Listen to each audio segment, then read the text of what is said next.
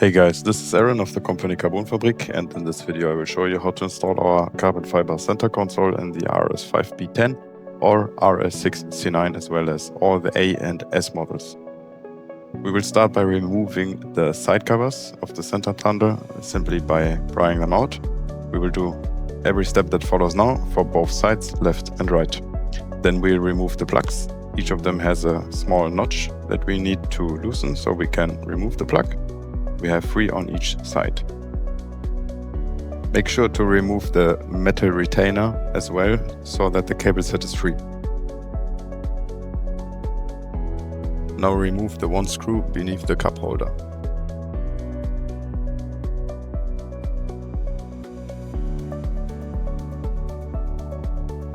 Remove the interior light in the storage compartment by prying it out and loosening the plug. Now lift up the whole console, grabbing it on the bottom edge, and undo the plug for the chassis system. You have to squeeze it with your fingers from the bottom. It is quite tight to get into, but you will manage to do that. Once that's done, we can remove the whole console and start undoing all the screws on the backside, removing the plugs from the start, media and hazard button, and then pulling apart the whole console and removing the original pieces.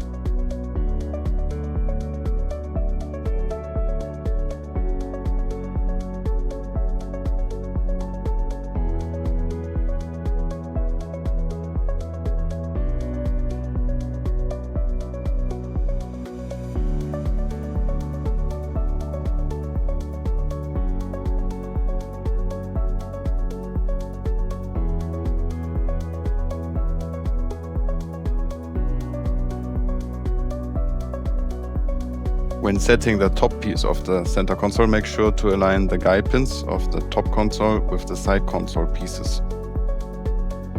Once you got the console reassembled, get back to the car and insert it in reverse order.